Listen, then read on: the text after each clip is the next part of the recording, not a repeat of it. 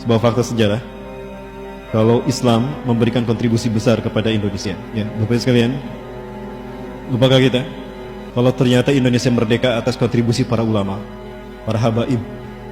Ya, mereka lah yang berperan dalam membidani lahirnya Indonesia. Ini Haji Mutahar, salah seorang pencipta Paskibra dan pramuka di tanah air kita. Ini Presiden Soekarno mendapatkan bantuan dana dan dukungan moral dari para ulama kaum muslimin. Di antaranya beliau ini, Asad Syihab. Beliau adalah ayahanda dari Habib Rizik Syihab. Apakah ini yang disebut dengan ancaman bagi keberadaan nasionalisme dan Pancasila? Lawang yang membantu lahirnya Pancasila di Indonesia adalah kaum muslimin. Maka pada saat itu dibacakanlah teks proklamasi kemerdekaan Indonesia. Di mana teks ini, proklamasi bangsa kita berdiri didirikan, diucapkan di rumahnya Farad Said Martak. Farad Said bin Martak, beliau adalah seorang muslim yang mensodakohkan tempatnya, rumahnya sebagai tempat diumumkannya kemerdekaan Indonesia atas Belanda. Dan ini beliau adalah pejuang RI yang tadi berdiri di samping Pak Soekarno yang membantu prosesi proklamasi bangsa ini. Beliau adalah Habib Hussein bin Syihab, ayahanda dari Habib Rizik Syihab. Maka aneh Bapak Ibu sekalian kalau Habib Rizik Syihab diusir dari tanah air ini.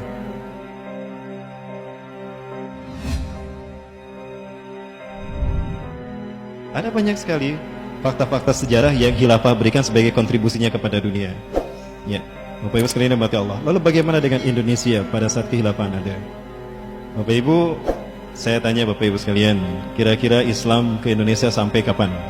Kapan Islam sampai ke Indonesia? Selama ini ada yang menyatakan pada abad ke tahun 1100-an, abad ke-11, ada yang menyebutkan abad ke-12. Ada juga yang menyebutkan abad ke-7. Sejak Rasulullah masih hidup, Islam sudah sampai ke Indonesia. Ada teori Gujarat, ada teori Arab. Bapak Ibu, saya ingin mengajak Bapak Ibu untuk beranalisa. Di zaman Fir'aun, jasad para Fir'aunnya Mesir itu dimumikan. Salah satu bahan yang penting untuk memumikan jasad Fir'aun ada yang disebut dengan kamper. Betul? Istilah lain dari kamper itu adalah kapur barus. Sekali lagi, jasad Fir'aun yang dimumikan dengan menggunakan kapur barus. Ini kapur barusnya didapat dari mana? Dari barus Bapak Ibu. Dan barus ini adalah tapanuli. Artinya, Bapak Ibu sekalian, sejak zaman Fir'aun, barus ini sudah terkenal pengekspor kamper ke Mesir. Bapak Ibu, di antara sekian banyak Fir'aun yang menguasai Mesir, ada satu Fir'aun yang beriman kepada dakwahnya Nabi Musa. Dia beriman diam-diam bersama ibunya tanpa sepengetahuan Ramses, Fir'aun yang berkuasa saat itu. Siti Aisyah dan anaknya, putranya yang sama-sama hampir seusia, lebih tua Nabi Musa, yang juga dianggap adik oleh Nabi Musa, dia beriman juga. Namanya Amnihotep. Orang Barat atau Hollywood menyebutnya Imhotep. Itu sebetulnya orang beriman. Itu adalah satu-satunya keluarga Fir'aun yang masuk Islam bersama Aisyah. Aisyah meninggal karena dipecahkan kepalanya oleh Fir'aun kan? Mereka beriman kepada Allah lewat dakwahnya Nabi Musa. Amnihotep kemudian berganti nama menjadi Akhenaton. Akhna artinya hamba, ton artinya Tuhan. Dalam bahasa Arab ini diberi nama Abdullah. Ternyata Allah mengangkatnya menjadi Nabi dan Rasul. Jadi ada Nabi dan Rasul yang Allah utus dari keluarga Fir'aun. Buka dalam Quran surat Al-Mu'minun. وَقَالَ الرَّجُلُ الَّذِي يَكْتُمُ إِيمَانَهُمْ. Dan berkatalah seorang laki-laki yang menyembunyikan imannya min ahli Fir'auna, dari keluarga Fir'aun. Dia orangnya. Dialah yang kemudian menjadi Fir'aun, menjadi penguasa Mesir setelah Fir'aun Ramses tenggelam.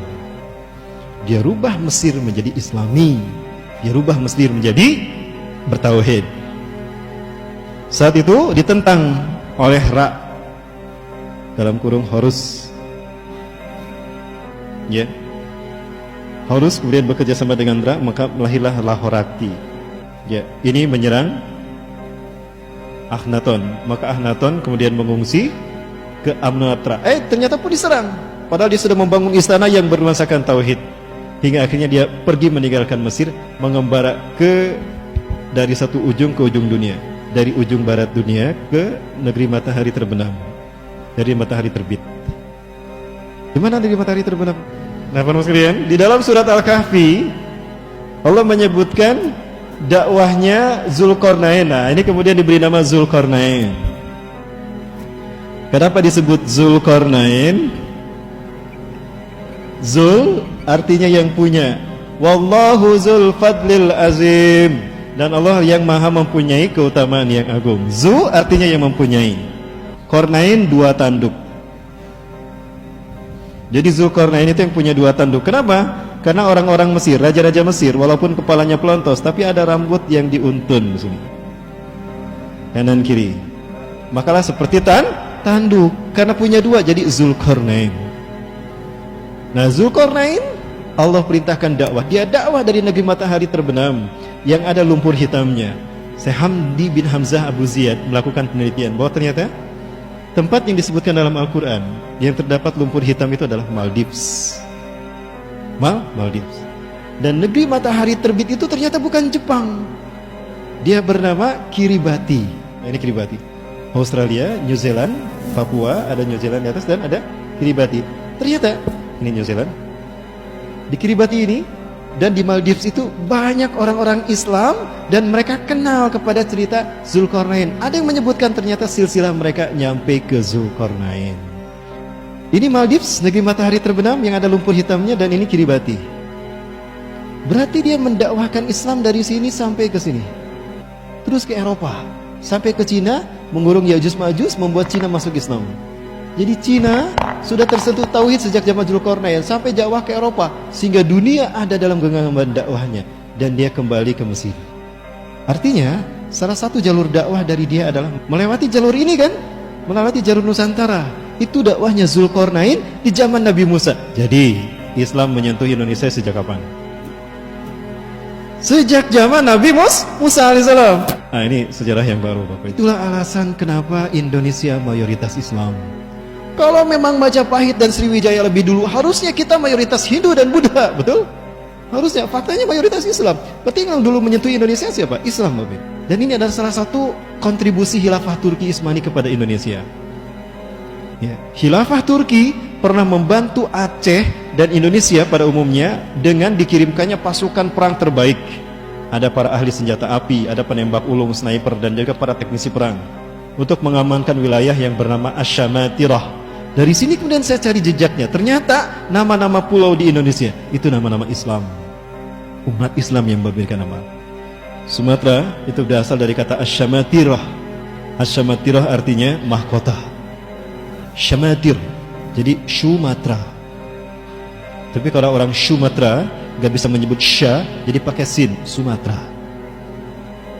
Jadi kata Asy-Syamatirah, mahkota.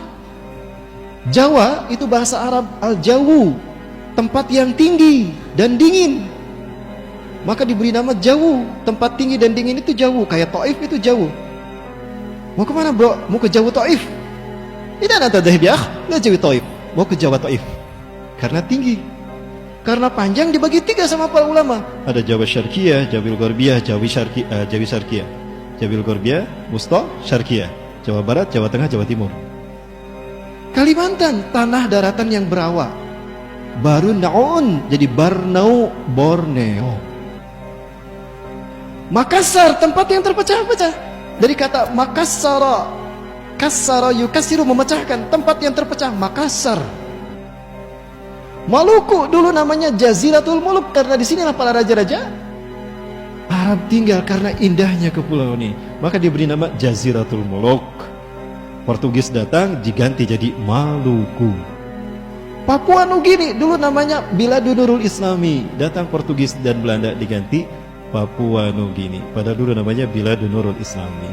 Alhasil, Bapak Ibu sekalian, sebetulnya siapa yang memakmurkan Indonesia pertama kali sebelum ada penjajahan?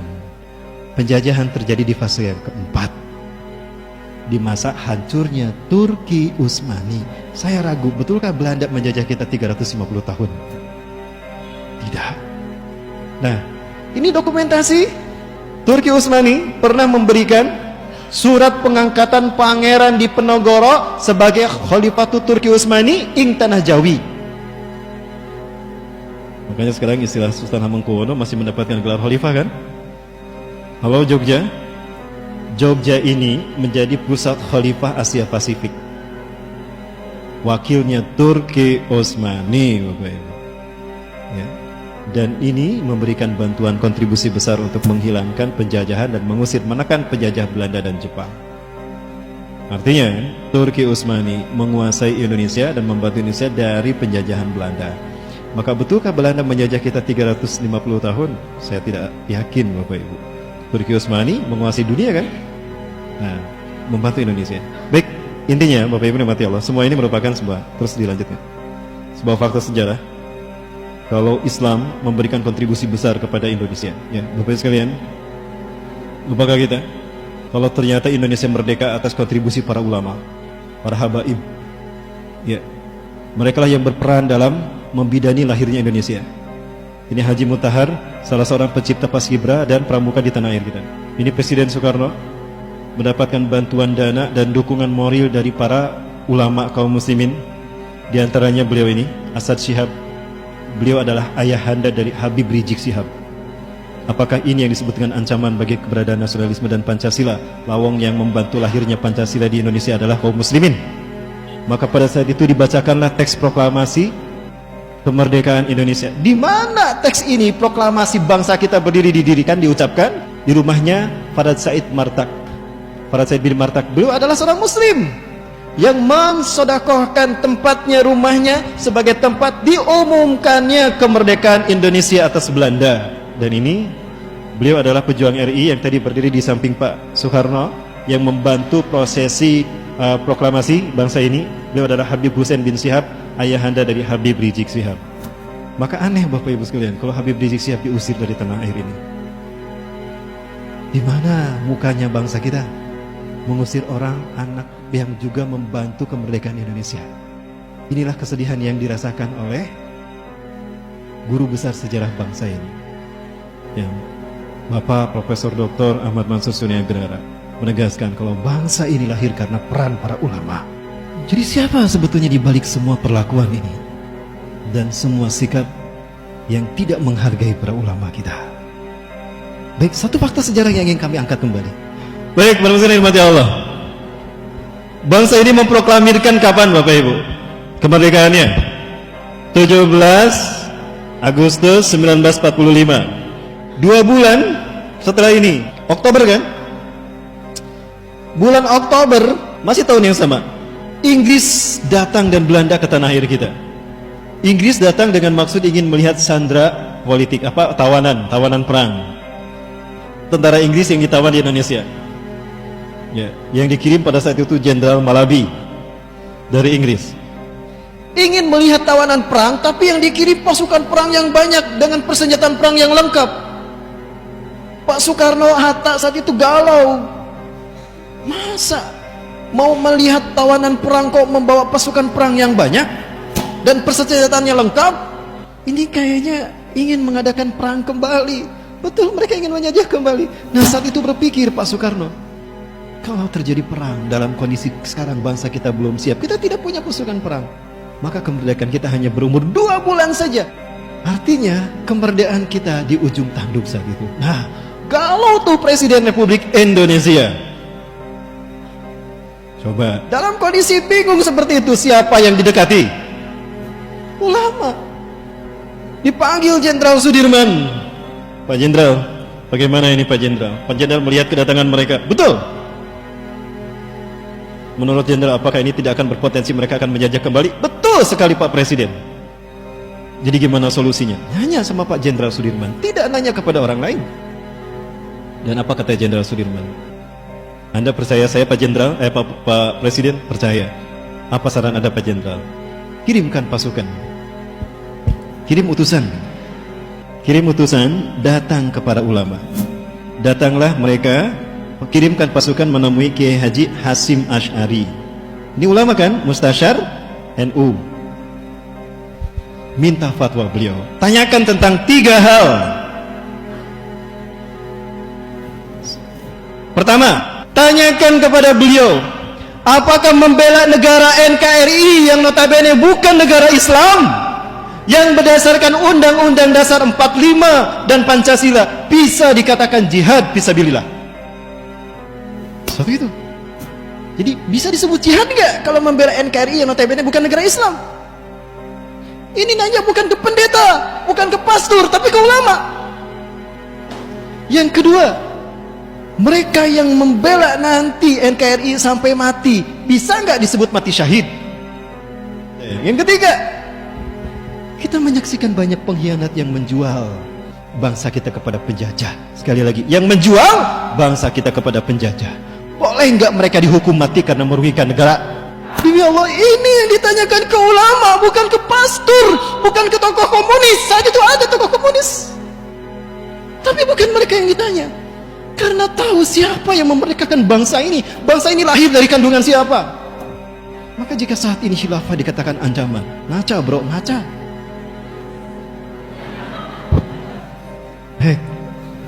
Maka apa yang terjadi?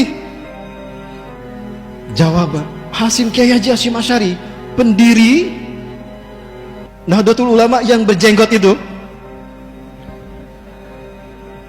ya, yang sekarang dipimpin oleh yang anti jenggot. Beliau memanggil semua ulama seluruh Jawa dan Madura, termasuk dari Jawa Barat, dari Cirebon dan Banten. Ada pesantren Kiai Haji apa tuh dari pesantren Buntet Cirebon, datang diminta pendapat mereka. Hasilnya lahirlah resolusi jihad NU. Dan ini yang kita butuhkan, 3 fatwa resolusi jihad NU. Yang pertama, perang melawan kolonialisme Inggris dan Belanda demi mengawal NKRI dari penjajahan mereka. Itu jihad fisabilillah. Yang kedua, mereka yang gugur dalam perang membela NKRI dari penjajah Belanda dan Inggris, itu mati syahid. Yang ketiga, para pengkhianat yang membuka pintu para penjajah datang ke tanah air kita demi kekayaan mereka, itu wajib dihukum mati. Ini kemudian disampaikan kepada Bapak Presiden Soekarno dan itu diterima. Maka diumumkan dalam radio. Salah satunya yang mengumumkan adalah siapa? Bung Tomo di Surabaya kan. Ini membangkitkan heroik semangat heroismenya kaum muslimin Indonesia. Maka saat itu ternyata betul tuh, Inggris dan Belanda berkhianat. Di Jembatan Merah terjadi konflik pertama, maka terjadilah perang saat itu. Dan alhamdulillah Indonesia bisa diselamatkan.